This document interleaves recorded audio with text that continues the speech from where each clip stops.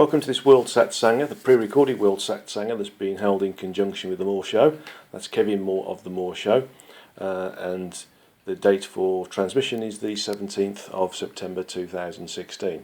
And I apologise for those people who've tried to use the link towards Kevin Moore's YouTube site. He's been moving to Amsterdam to set up a studio there, so his ability to do everything he wanted to do has been a little bit limited. But he has said that he will include the previous two Satsangas and this particular Satsanga on his YouTube site over the next week or so. So we should be able to see those there. But those of you who do participate, who previously participated in a live Satsanga, who send questions in, and those who just listen in, will be able to download the file from my website, from the link on the website, and also from the blog. But please do remember it's a large file because it's a somewhat higher quality file. It's about 50 megabytes, so it'll take a little bit longer than you're used to. So let's look at the agenda for today. I've got a lecture on the ego and how it affects our spiritual progression, which is actually published by Times magazine on, let's have a look at the date, later last year, and also it's part of the appendix in the And Dialogues, which is a book that's being published by Ozark Mountain Publishing, my publisher, at the end of October 2016 stroke beginning of November 2016, because the ego is a particular shall I say piece of discussion that I had with my late wife Anne about in part of the And Dialogues, and this particular part of it is like a summary of that discussion in terms of understanding what the ego is and how it affects our spiritual progression. Then we've got a number of different questions from people who sent questions in from the blogs or previously and been part of the live Satsangas, whether it's the World Satsanga, Far East Satsanga, or the Slovenian Satsanga. And also got one from people who've written in via the website as well. So we'll see what we can do, see if we can do them all. If we can, we will. If not, we'll hold them over to the next Satsanga, which is the 22nd of October. And then right at the very end, we've got a meditation which should last about 15 minutes, which basically allows us to connect with all the people on the earth. So trying to set up a collective function. And you see, this is something which is particularly useful and particularly powerful in terms of working together, and if you like, cementing a mindset that is more in keeping with an advanced civilization, advanced spiritual civilization, rather than just a group of incarnate individuals who are going about their business without understanding who and what they are. So the first part, what is the ego and how it affects our spiritual progression? Well, in human terms, the ego can be loosely recognised as a state of beingness, and that beingness can be described as, if somebody is considered to have a big ego, they are considered to think a lot of themselves and are ambitious, along with many other things. These people are usually highly materialistic and not in control of their thoughts. Conversely, on the other hand, if somebody is considered to have little or no ego, they are considered to be introvert or lacking in ambition. And they are usually not very materialistic and generally in control of their thoughts. So they understand there's a bigger picture, and they understand that they're basically on a journey based upon working within a different environment, and that anything that traps them here should be avoided, so that they're very aware of who and what they are. But in both of these cases, it's the ego that's the controlling factor in our daily lives, so nobody escapes. The size of the ego actually alludes to the level of control the ego has on us. So if the ego has control of us, what is it exactly? Well, the ego is a creation, albeit a temporary creation. It is created as a result of an aspect, in brackets, you want to call it that, soul, of our true energetic self, which is sometimes called the oversoul, the Godhead in Hindu texts, or the higher self. And that's part of it is separated out from the true energetic self and projected into lower frequencies associated with our multiversal environment, to experience, learn and evolve in an accelerated way. To experience this evolutionary acceleration, the aspect or soul must enter into the frequencies in the way that they are best experienced, as if they were part of them. So to do so, it needs to associate itself with a vehicle that it can animate energetically. So this vehicle is, in our instance, the human form. And notice I said form and not body. It is classified as the human form because it uses 10 frequency levels to create it. The first 3 are the gross physical. The next 4 are spirituo-physical, the partially energetic condition that makes up the semi-physical stroke energetic components of the human form, which are sometimes called the astral, and 3 energetic frequencies that allow the true energetic self to project an aspect of itself, complete with sentience, in an energetic step-down function that allows the partial communication between the aspect or the soul and the true energetic self while associated with the low frequencies that make up the human form. By the way, for those of you who heard the clock in the background, I apologise for that. It was simply too far away to turn it off before it finished. So that's the thing about recordings for you. Sometimes it's almost live as well. Okay, so let's get back to the ego. So the condition of being in partial communion or almost zero communication, that's partial communication or almost zero communication, is what creates the ego. The ego is therefore a condition where the sentience associated with the energies, that are the aspect or the soul, associate themselves in an isolated or individualized way with the gross physical aspect of the human form, the body. They are the human body. If you think of it in terms of all of the air that's in the atmosphere of the Earth being compressed into a small balloon, and then the knot made on the balloon, so that the air inside the balloon stays there, and the air that filled the balloon stays outside. So the larger air that fills the rest of the Earth, that's around the Earth, is our true energetic self, and the air that's inside the balloon is our the soul, the aspect. Now there is communication between the two, or should I say there is air that eventually escapes through that knot, but very, very slowly. So the balloon will deflate over a long period of time.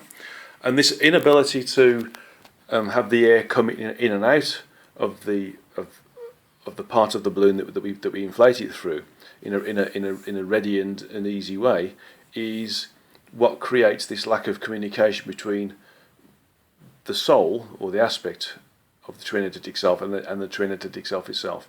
So the amount of air that's able to escape from the balloon is extremely low and limited, and so if you consider that as an information flow, it's extremely limited.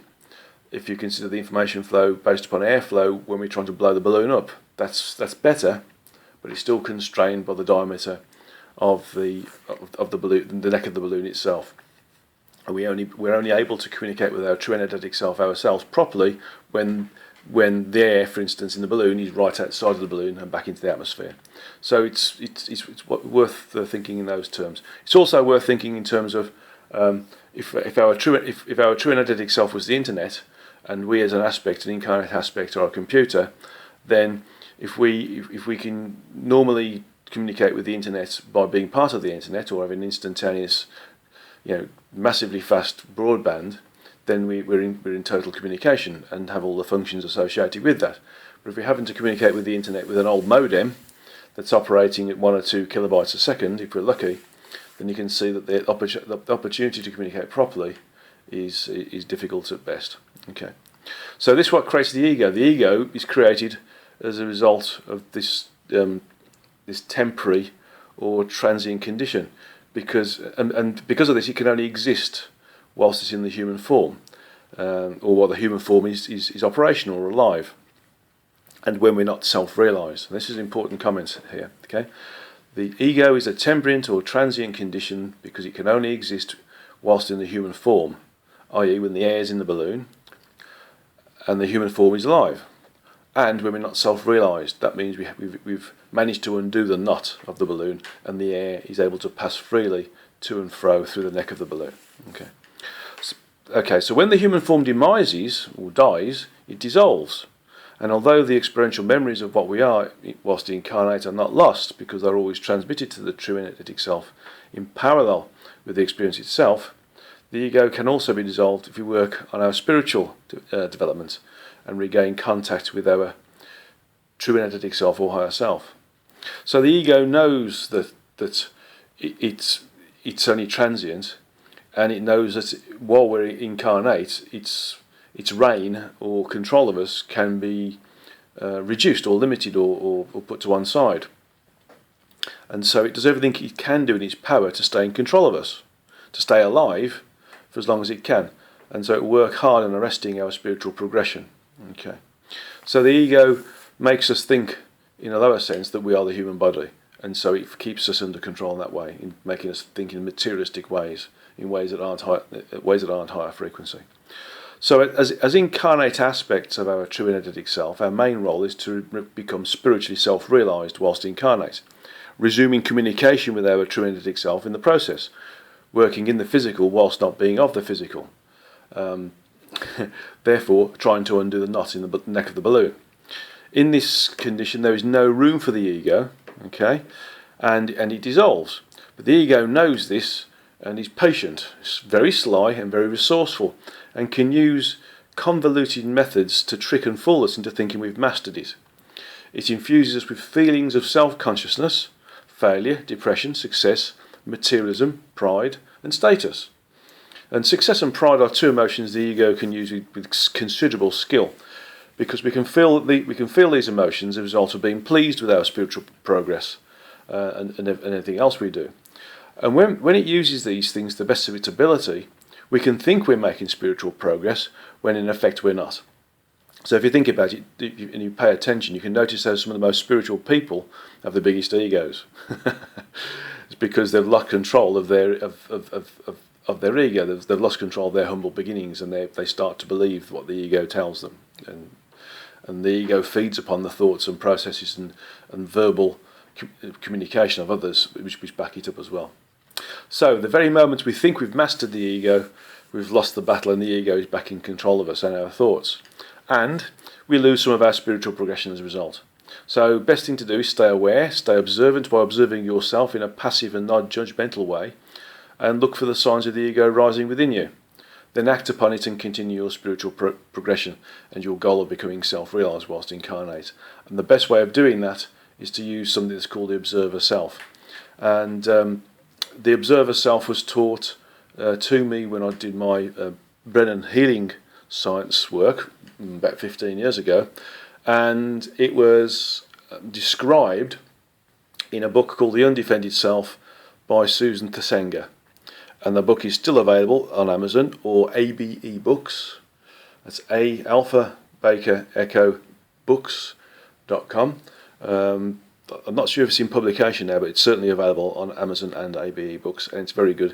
It gives you a very old-fashioned, now very old-fashioned, that's only 15 years ago, or 20 years ago, way of cleaning out your psycho-spiritual thoughts and functions to eliminate most of the ego. We'll never eliminate all of the ego, and anybody who says they can eliminate the ego is being affected by the ego, basically. So we have to be careful with the ego.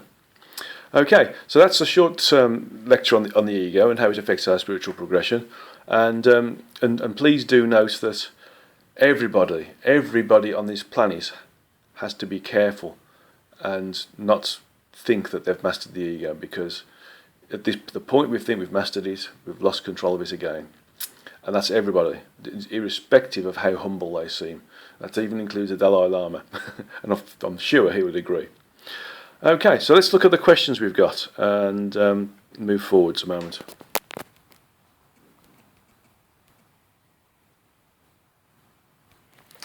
So there's a series of questions here from 4 different individuals. 3 of those individuals were part of the live Satsanga, and I thank them very much for their questions, but they were held in abeyance from last time because we ran out of time. So first question is, people seem very impatient around the world now, and thus more and more violent and crazy. But it seems that this is due to low frequencies of the people at first, but I suspect, and in brackets just a wild thought, maybe it's also due to the rise of the background base frequency of the Earth, of our universe, and those other beings with lower frequencies not managing to raise their own frequencies, and they feel very annoyed and uncomfortable. And thus we have to take something into action just to release the imbalanced energy inside them, or may be certain low frequency spirits feel uncomfortable and people with similar frequencies get affected by it. So in effect, this is suggesting that there's an observation that there's and this is quite a good observation because it's happening all over the world, that we are spotting and seeing more low frequency thoughts, behaviours and actions. And this particular question poses two particular responses. One is it due to an overall frequential drop? And two, is it because those around us are evolving and ascending the frequencies, and therefore the interactive frequencies between individuals are becoming more and more out of phase, and therefore causing a level of discomfort, which results in anger and frustration with those who aren't moving up. And because ultimately they know that they should be doing the same thing. And the answer is both are correct. In essence, we are experiencing more lower frequency things, or observing them, because we are moving up collectively of the frequencies. And although we are, and have been for the last sort of 9 months, I'm being told, having a downward trough, so to speak, in frequency all over the world, there are still a number of people who are still able to move upwards. And this, if you like, causes a little bit of an issue, because we, as we move upwards, we start to pay more attention to these acts of atrocity, for instance, and poor thoughts and poor actions and poor behaviours. And so the understanding or ability to observe things becomes more prominent, becomes more obvious, and therefore the gap between the people in lower frequencies versus the gap in the higher frequencies again becomes bigger and bigger and bigger as well. And so when we interact with people of lower frequencies, we tend to get ignored, because if we are higher frequency, that is, we tend to get ignored because we are a higher frequency, and therefore they can't perceive us. The human eyes, the physical eyes, also work in conjunction with the third eye, the spiritual eye. And so what is not being perceived because of the frequency that we work on isn't also visualized or seen by the human eyes, the physical eyes as well. And so therefore, if we do communicate with somebody, they automatically pick up our higher frequency and become annoyed. And the annoyance is because of the disharmony in frequencies, basically. But it's also, in the background, it's the ego struggling to keep them lower frequency, of course, and also on the other side, they ultimately know that they should be doing the best they can do to rise up the frequencies. So that's why they become annoyed as well. So it's a function of those things. The second part of this is, and it may be through this that the whole Earth is going into a split into two or more event spaces, with one with a critical mass which managed to raise the frequencies high enough, and thus the world is populated with mainly high frequency people, and the other without such change. And so this is basically going through the Dolores Cannon New Earth type of scenario, where there's two versions of the Earth. One is a higher frequency, where those who are working in a more spiritual way do rise up in the frequencies and become part of that particular environment, whereas those others who haven't taken the opportunity to progress have stayed in a lower frequency, and therefore the environment on the Earth that's a lower frequency is occupied by them. And the higher one can interface with the lower one, but the lower one can't interface with the higher one. And this is also what's happening as well. And there's another question at the moment which links into this, which talks about backfill people and the balances created by backfill people to ensure that those individuals who stay on this particular level, the older level, don't feel that they're seeing the whole world being depopulated. But nevertheless, these people are in the background. They're backfill, and they provide a balance for us, and they also benefit from it as well, even though they're not the same genre of soul, so to speak. So the Earth will ultimately split into more than two. Right now, excuse me. Right now, it's based upon dear me. Right now, it's based upon the first three frequencies, which are the gross physical, and the next level, the second Earth, is in the fourth frequency, which is the sort of the lower astral. The fifth frequency is the upper lower astral, sixth frequency is the lower upper astral, and the seventh frequency is the upper astral. And so the Earth will move through these along with the 8th, 9th, 10th, 11th and 12th. But because it's polyfrequential, the Earth will also, I apologise for my coughing there, had a frog in my throat. Because the Earth is panfrequential, it exists in all these frequencies anyway, concurrently. So as we move up them, we will be able to experience and work with that which is represented on those frequencies. So as we move up these frequencies, we can see down below the frequencies, so we can always work with those who are below us. But we still can't see those who are above us because we're a lower frequency than them. So eventually there's going to be around,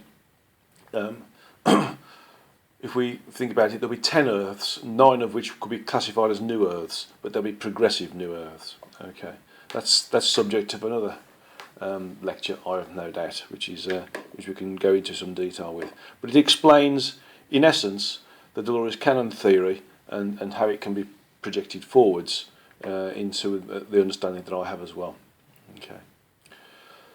So the next question is comes from the most western part of the world, and the question is on page 87 of Beyond the Source 1, when discussing being drawn back into the physical. Source Sensitive 1 explains that those of lower frequency are indeed fighting back, and there's sort of 5 questions to this. First one, does this explain the situation referenced in the last newsletter about us dropping down? Yeah, my last newsletter in this particular instance, which would have been in August, describes the fact that we are experiencing some level of resistance to going up the frequencies, and those individuals who are of a lower frequency are sort of fighting back, if you want to call it that, and they are fighting back only in so much as they're getting more and more frustrated, and they therefore have feelings of anger as a result of experiencing higher frequencies around them, and those entities as well that are higher frequency as well. Okay, so the beings are basically us. The next question is who exactly are these beings? They're basically us. They are souls of a lower evolutionary level who are more, shall we say, immersed in their incarnation than those who are working at a higher level. And so they're not unseen spirit beings, which is the next question: are they unseen spirit beings intent on preventing the ascension of us on the earth? The answer is no. It's basically us. It's us. Burning our own cakes, so to speak. And the next question is: do we just ignore them and attempt to focus on spiritual things? And the answer is yes. We can try to help them if you wish. We can try to educate them, but they won't accept it. One or two may take the education to a certain level, but then will not go any further. So the answer to that question is: do we help them? Best thing we can do is be of service when we can, sense their limitations without ego, and work within those limitations, and just send them love. Even if it's a terrorist, send them love. That increases their frequency and will start to help them move in an upward spiral rather than a downward spiral. Okay, so this is the thing to do. Is to send them love, send them well-beings, and don't be angry towards them, because that just perpetuates their own energies. Okay. Then the next to last question based upon this is: will they ever not be here working for their ends? When I started, okay. So when I there's two questions here. Okay, there's a 5A as well. So the first question is: will they ever not be here working for their own ends? The answer is yes. They will also evolve at some point, and they will also progress through the frequencies at some point as well. And this is important to note that we shouldn't become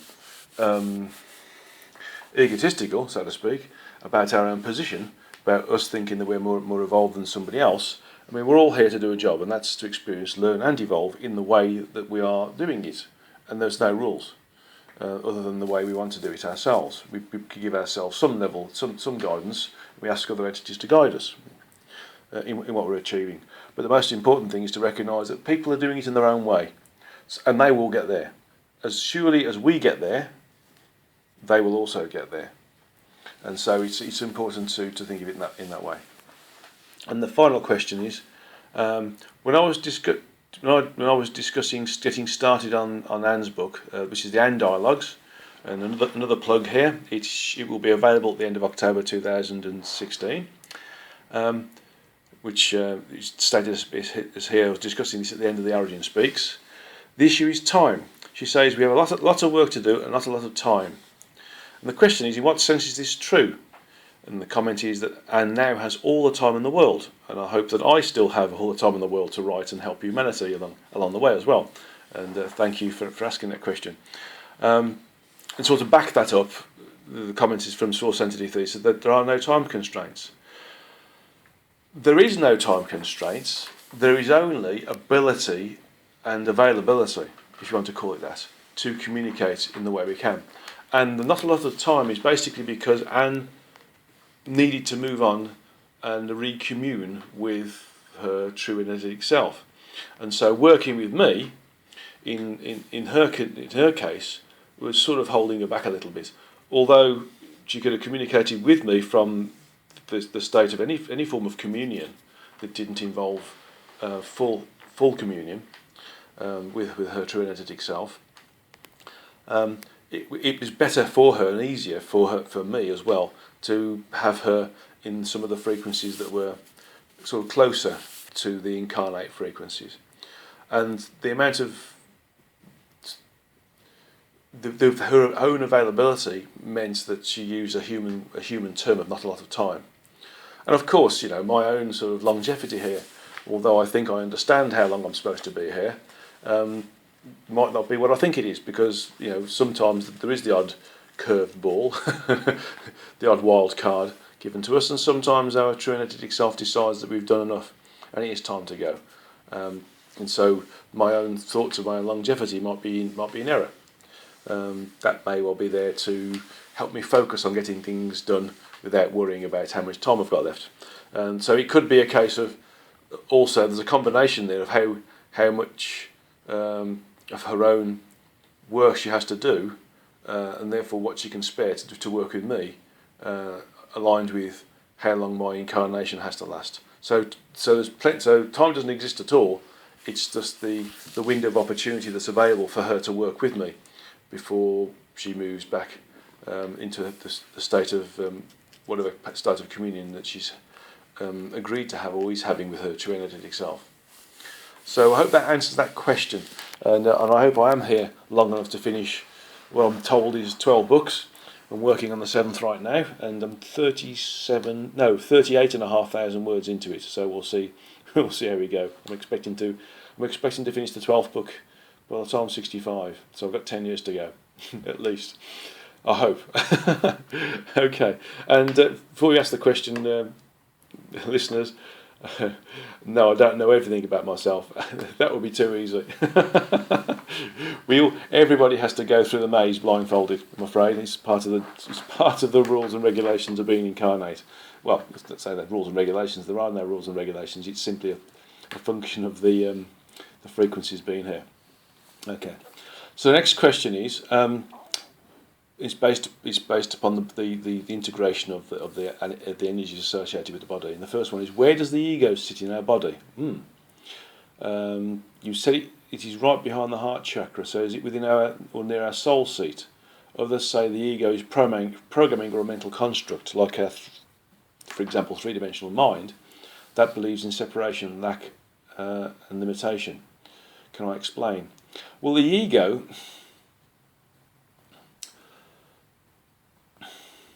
Because the ego is a construct, it's created as a function of separation, near total separation. It exists in the same place as the sentience, and the sentience sits in the soul seat. So the ego and the sentience are in the same place. They're one and the same thing.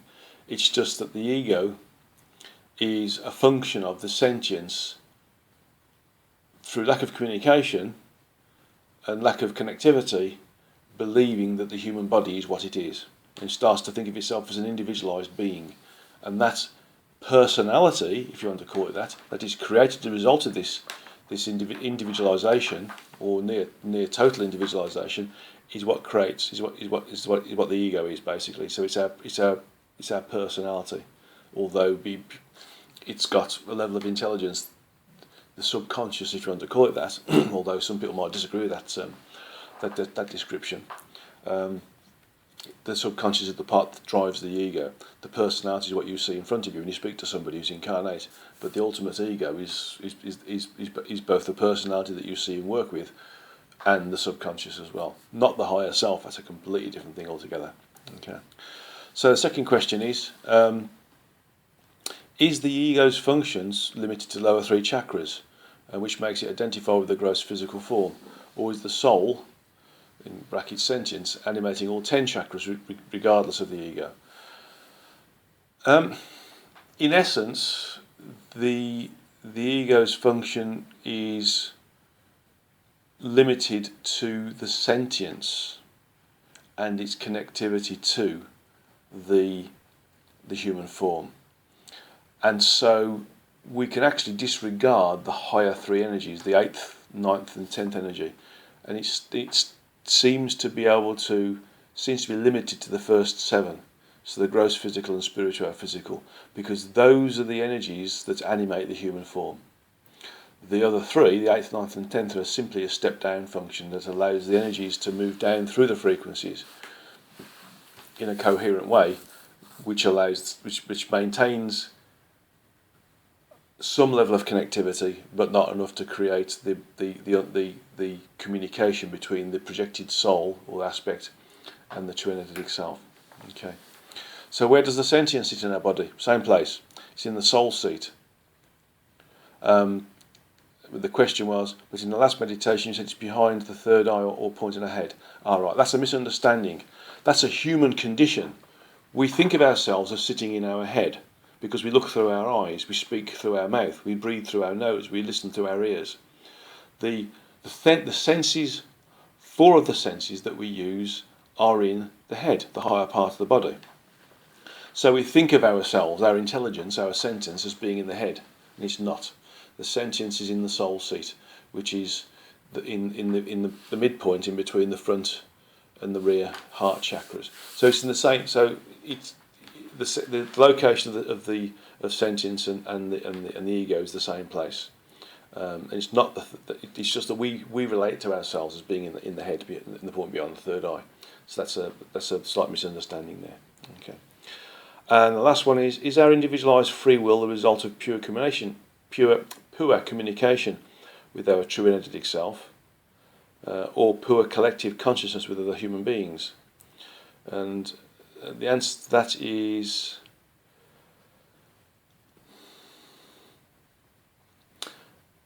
it's part of it, but it's not all of it. Individualized free will is something that we're given as a function of the allowable functionality of the incarnate vehicle and the soul that integrates with it.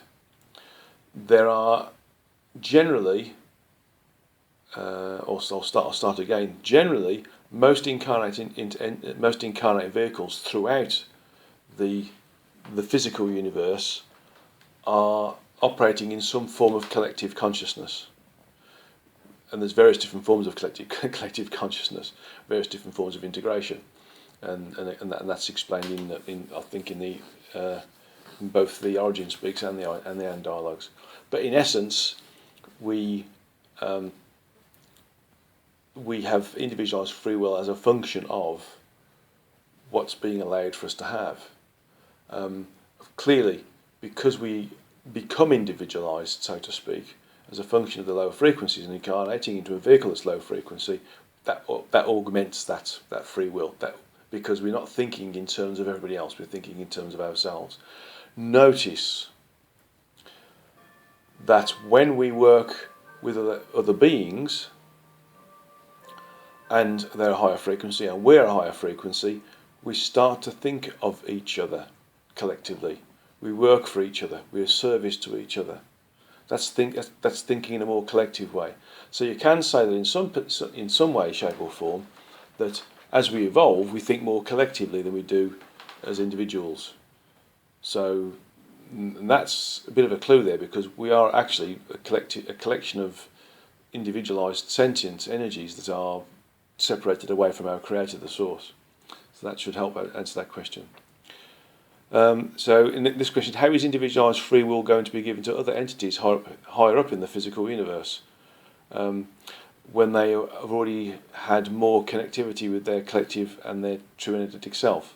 How does this really work for us and them at higher frequencies? Well, basically, I've just explained that, because the higher up the frequencies we go, we collectively have our own free will, and we have individually have our free will. But as we become more evolved, we work at higher frequencies, we tend, I'm being told not tend, but generally, and more often than not, unless there's a specific piece of experience we need to have, we tend to work together rather than individually. Working individually and having sort of individual will to the detriment of others is based upon separation. It's based upon being disconnected. But when we move up the frequencies,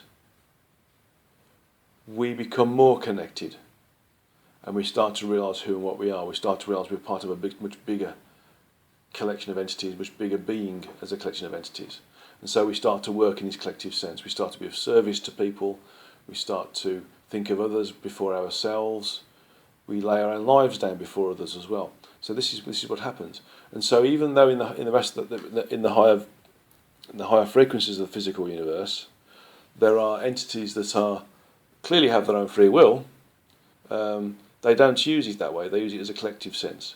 But one statement I will make is that the entities that we would be involved in here, that are basically operating in the same frequencies, the first three and maybe the fourth, are the ones that are definitely not given free will. They operate in a collective sense, because you can see how destructive free will can be if used incorrectly. And it takes a long time to reverse the trend of being selfish and materialistic and antagonistic and medieval, so to speak. It takes a long time. But those entities that are higher up the frequency, 7th, 8th and 9th frequency, they, even though they have free will, they'll operate collectively, because that's what they are. We're ultimately a collection of sentience that's being given individuality for a moment. Okay, so good question, that. And the last one, and we do have time, I feel, to look at the last question. Yes, we do. And this question says, I'd like to ask the source entity some questions about the next American election. If he agrees that Donald Trump, for instance, is the right contender for president at this time, as there is lots of chaos and bad evil around the world. Okay, there's some other sort of nesty questions there, but I'm going to answer that question first. We'll just link in with source first. And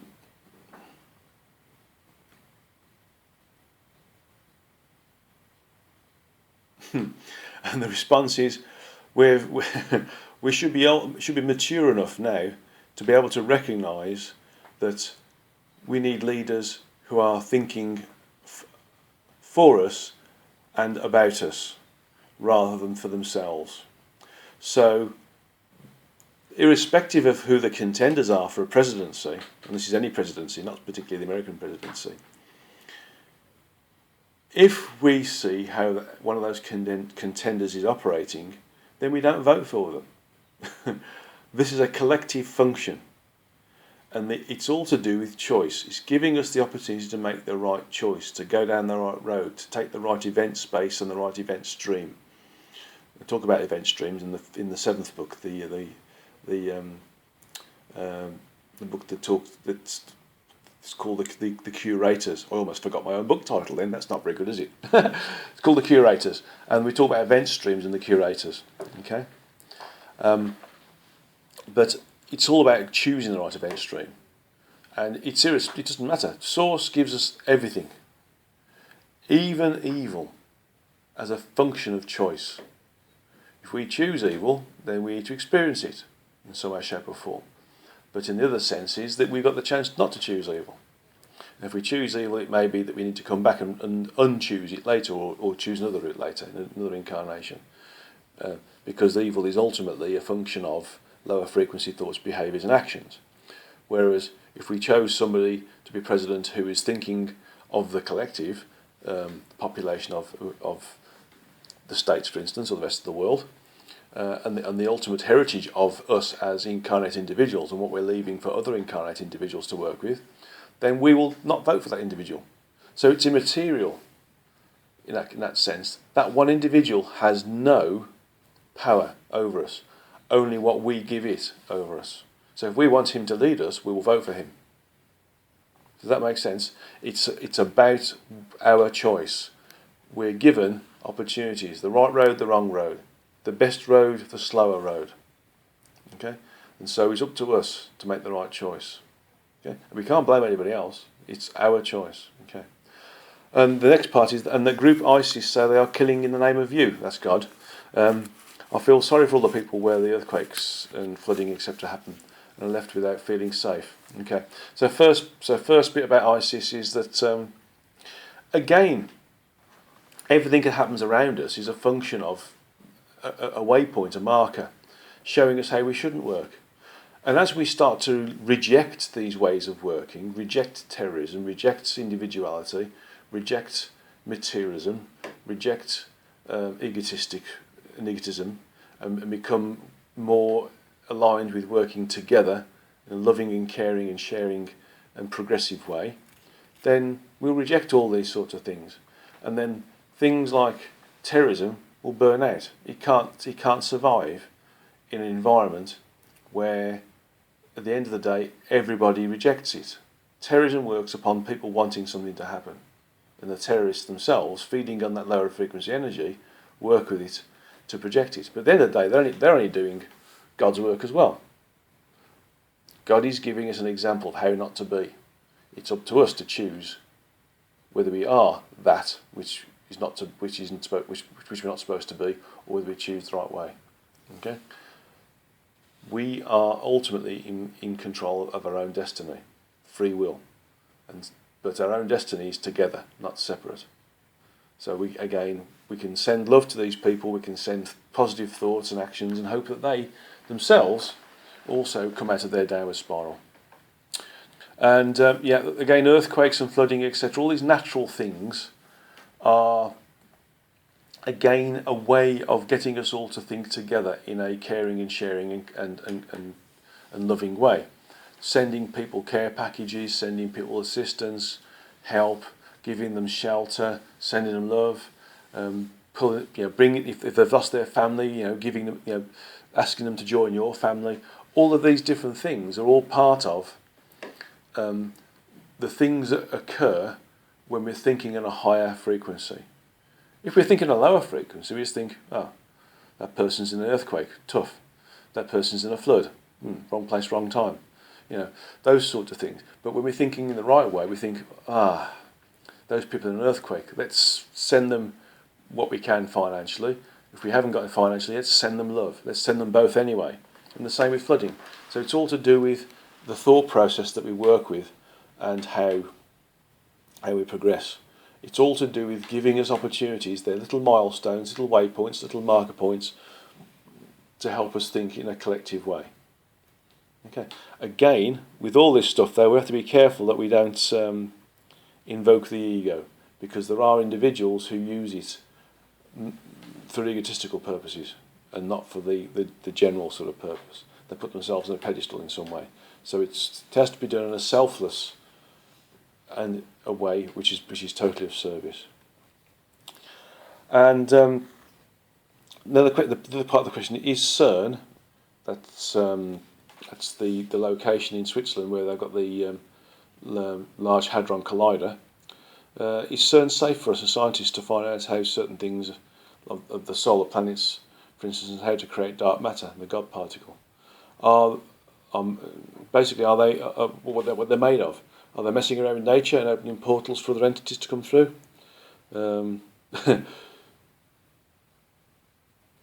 So are things like, are there things like lots of armies of entities going to come through these things and help us fight the evil? Let's go back to the CERN part first. Dark matter doesn't exist. Dark matter is a word that mankind's used to try and give a name to something that they know is in the universe. They know that the universe is connected, but all they can see in between the bright spots being galaxies, and in between the bright spots within the galaxies, the stars, is darkness. And that's because they're not seeing the next frequency level. And then at the next frequency level, they're not seeing the next frequency level. So when we start to see all those frequency levels, we'd start to see that actually there is no dark matter as such. There is only more content. So the higher up the frequencies we get, we see more content. And this is the same as being at street level in a city. When you're at street level in a city, you can only see the road in front of you and behind you, and maybe to the sides if you're lucky. If you walk up the fire escape of a building, you can see above the heads of those individuals who you couldn't see by in those roads, and you see further on in the road. You see for maybe a mile forwards and backwards, whereas previously you could see maybe 100 metres. If you go to the roof of a small building, you might see a few other small buildings, so you start to see the infrastructure of the streets.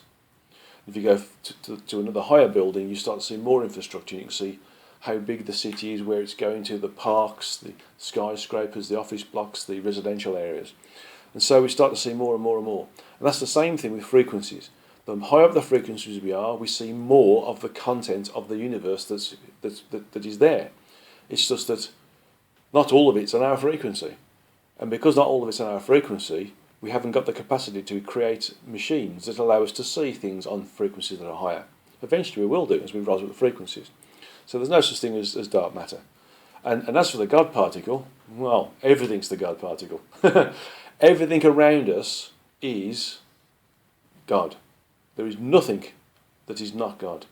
Whether it's a cell, whether it's a wooden table, whether it's the atoms in a table, whether it's the electrons, the quarks, stratus and charm, whether it's right down to the anu, it's all God. So everything is God. There is nothing that can be classified as saying this particular item is a God particle. This particular item is the building block. It's impossible because it's all. Everything is.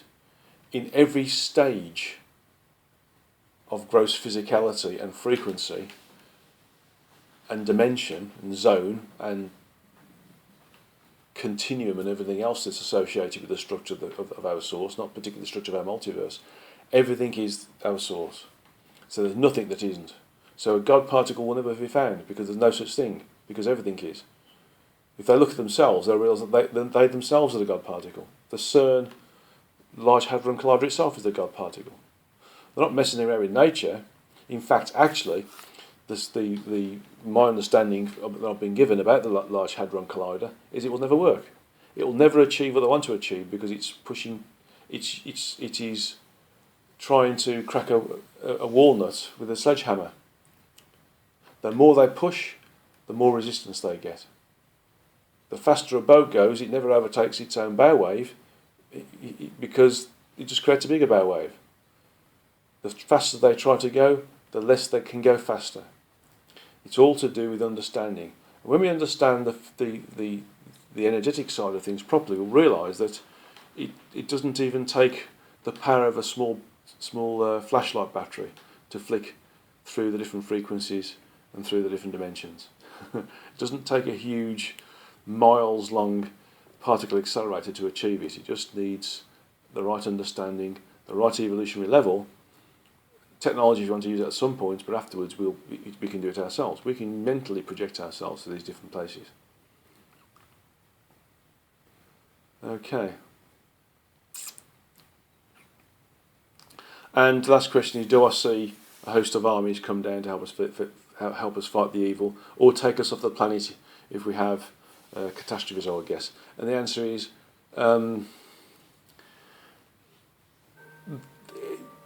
there are already entities here that are operating on a different frequential level than the gross physical aspect of the human form. And so when we evolve and we ascend the frequencies, we will see, in actual fact, that these entities are already here. So they will not come down or appear or travel in ships. They're already here. It's just the people who are able to work with them do work with them. and people that are unaware of them because their limited perceptual range due to their own evolutionary level and lack of frequency don't see them. So we will be, in effect, left to our own devices because that's the way we learn. And if we go through another civilization before we get to the ultimate aim of being able to work collectively properly, then that'll be what's happening. It's just up to us. We need to collectively make the right decision whilst we are individual. We need to work separately together to make us work in the right way. And when we work in the right way, we'll ascend the frequencies, and it will accelerate. Because when we start to do it properly, we will really accelerate through the frequencies. And so our evolutionary level and our connectivity with our true energetic self will become more coherent, and therefore the ego will disappear as well, because we'll be communicating and working as if we are our true energetic self, and not an isolated and near totally separated smaller aspect of that true energetic self. Okay, well, that's all the questions. I'm really pleased we managed to get through them. Just going to check the time, and we've got enough time to do the meditation, which is fantastic. So this meditation is working on how to be in connectivity with all of the individuals on the earth.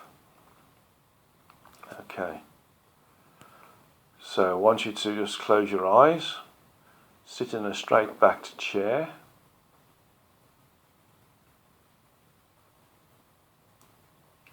feet flat on the ground, maintaining your grounding, your palms facing uppermost and the tops of the hands therefore placed on the interface between the lower body and the upper thighs. Back totally straight, eyes closed, but focused upon the location of the third eye, which is in between the two eyebrows and above the bridge of the nose.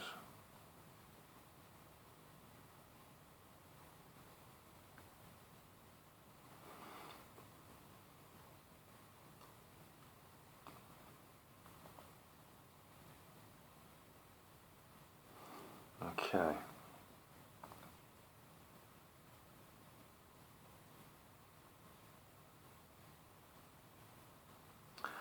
Now I want you to just consider that you're in a room, wherever you are,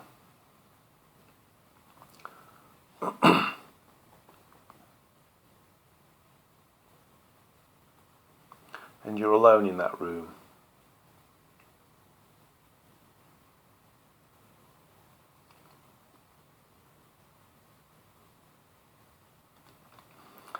And I want you to just project your consciousness in a probing way around the room, so that you feel the room.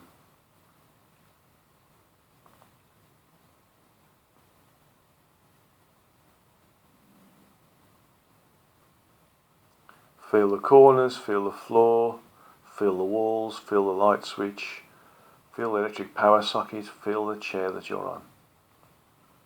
Anything else in the room like cupboards, wardrobes, televisions, hi-fi units, just feel those. Just allow your sentience to move around them.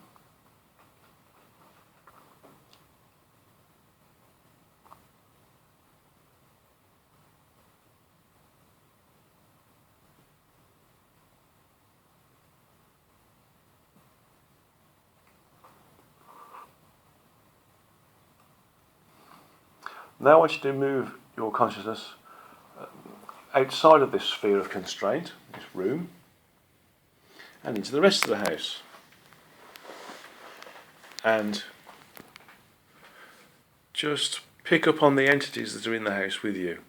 Maybe it's your husband, maybe it's your wife, maybe it's your children, maybe it's a parent, maybe it's a loved animal, okay, a pet. Just focus on where they are. Doesn't have to be accurate. Just focus on where they are and draw a line to them.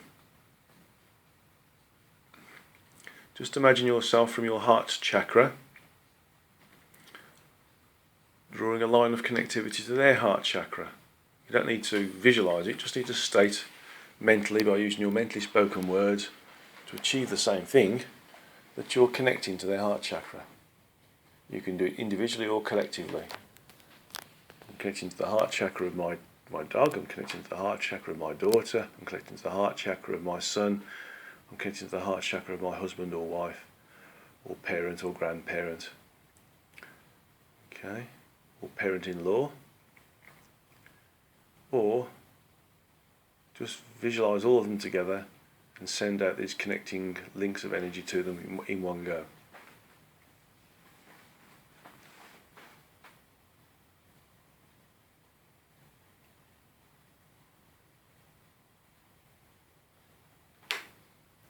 Okay.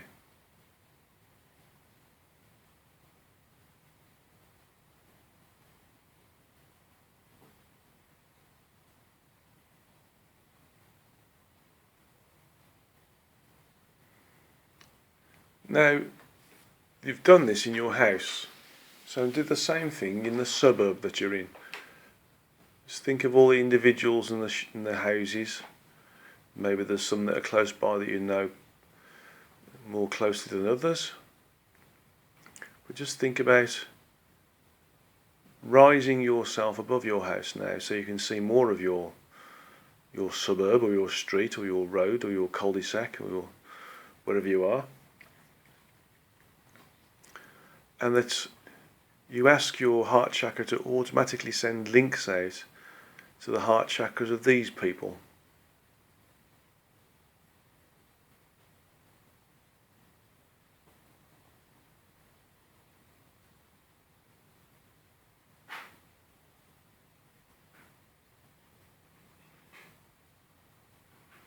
And so you're connected to everybody in your suburb, your street. Rise further up and ask for those connections to be extended to the people in the rest of your area, your town. So you're doing your street and your suburb and your town. And see how many links of energies are projected out from your heart chakra to these other areas as well. Notice how many thousands you're starting to see now. Little links. Little streams of energy coming out of your heart chakra, all the different people. Notice how connected you feel with them. Notice how your sentience, your state of beingness increases.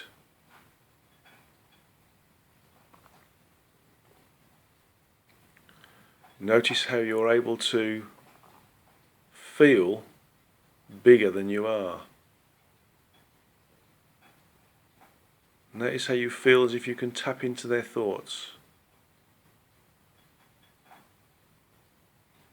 Okay, now rise yourself above your town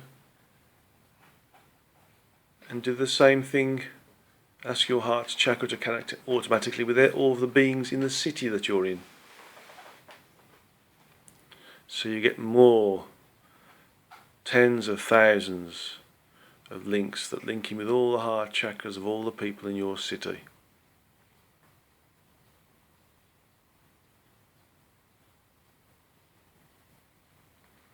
You start to feel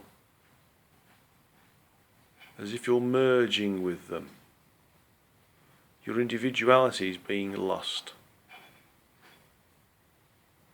Before you lose it totally though, let's extend it even further.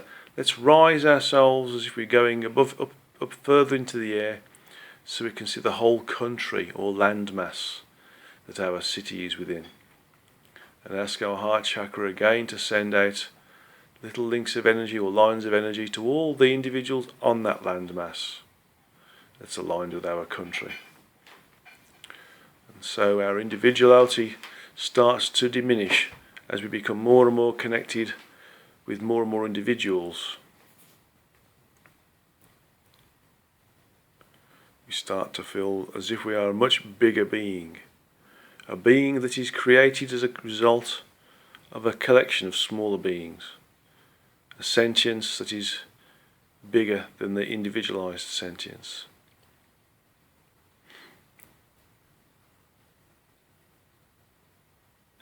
And finally, move out into orbit, if you like, orbit around the Earth. And again, ask your heart chakra to send out those lines of connectivity to all the heart chakras, to all of the rest of the people in the other countries, on the other land masses around the world, in the other cities, in the other suburbs, the other towns, the other roads, the other houses, the other rooms. So you're connected by literally billions of lines of connectivity.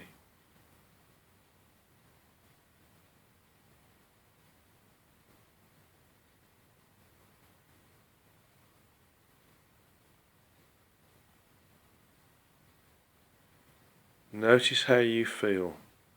You feel as if you're on top of the world because you're in orbit and you're connected to all of these other incarnate souls, aspects of true energetic selves or higher selves, Godheads or oversouls. You have initiated this connectivity. Feel how difficult it is to maintain your individuality. You want to become part of it all. You want to become omniscient, omnipresent.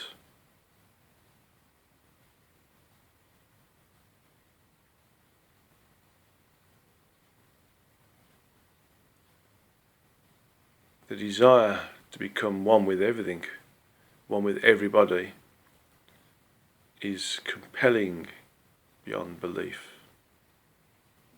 The desire to become swept away in this sea of sentient energy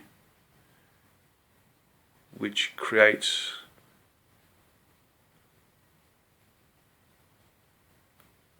an amazing level of bliss is again compelling.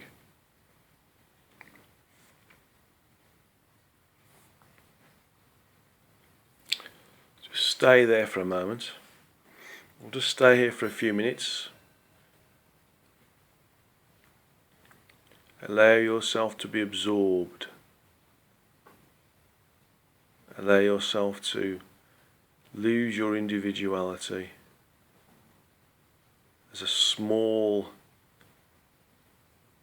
1/7 billionth,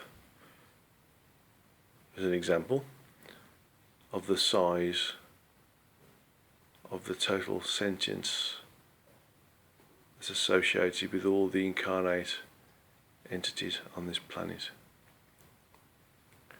And allow all of that 7 billion plus incarnate souls and the energy associated with these sentience become one sentience. So we're one energy, one sentience, one being, one thought, one behavior, and one action.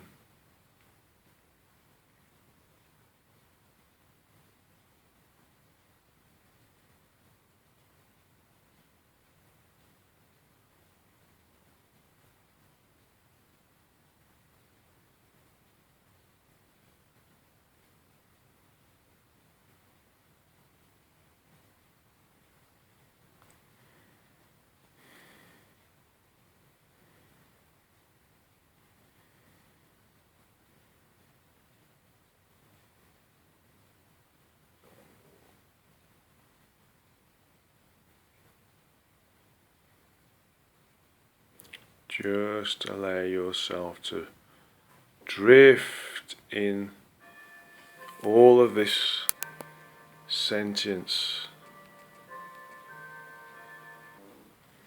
All of this sentience is one body now, one body of energy, one body of sentient energy. There is no individualized entities. There is only all of us together, collectively, as one.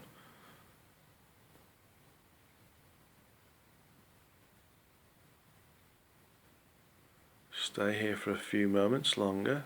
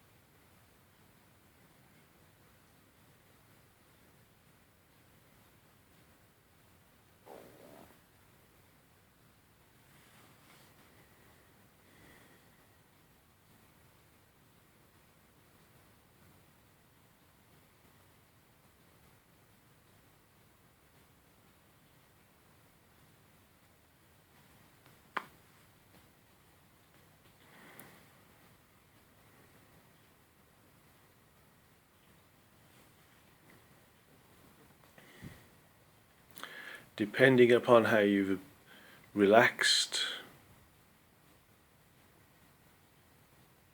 and let go of your personal constraints, thoughts, worries, fears, you will be in various stages of dissolution, so to speak.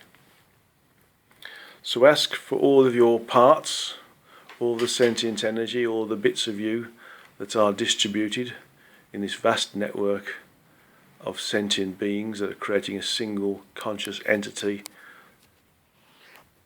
single sentient energy that exists on the earth. To come back towards you. Command in a dictatorial way, if you like, that you are whole, that you are one, and that all parts of you are returning to you. All of your sentience, all the energy, that is the sentient energy, and other energies associated with you, are all pulled back in an unavoidable gravity that brings you back to you as your individual sentience.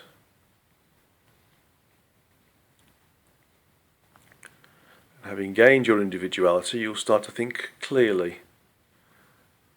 And so you can ask your heart chakra to release the connections between all of those 7 billion plus individuals in the world. And so all you've got is the connections with the land mass or the country that you've connected with. And when you're ready, you can ask your heart chakra to remove all the connections with all those individuals in your country or your landmass, so that you're only left with the connections of those individuals in the city that you're in. So each time we remove the connectivity, we get more and more clearer. Our head becomes more and more clearer. Our thoughts are more and more sharper. And then you can ask your heart chakra to remove the connections between all those other individuals in the city, so that you're only left with the town within the city, or the suburb within the city.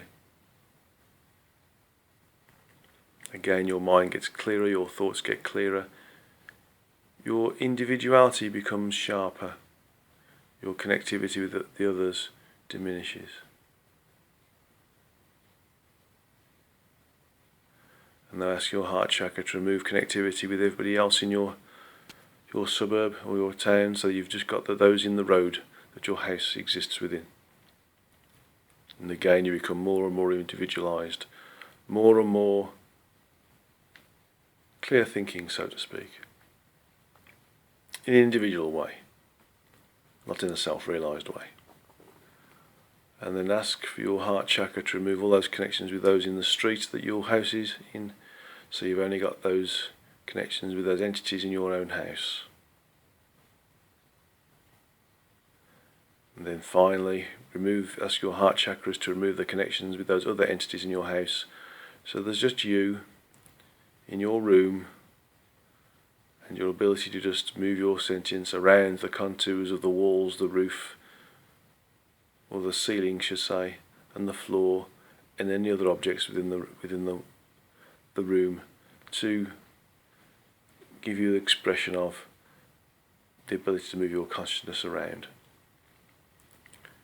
So when you're ready, slowly come back into the room, open your eyes, take some deep breaths. If you've got access to water, have some water. Take a drink, it'll help to ground you. And thank you very much for participating in this Satsanga, listening to it, downloading it, passing it on to friends, putting it on YouTube, whatever you want to do. Please feel free to move it around. All I'll ask you to do is reference it to Guy Needler and Beyond the Source, and of course reference it to Kevin Moore and The Moore Show. And thank you very much, everybody. I'm sending you God's love and my love as well, and blessings to you all, and look forward to connecting with you energetically in October, which will be October the 22nd. That's a Saturday again in 2016. Namaste, and goodbye, good afternoon, good morning, good night, good evening.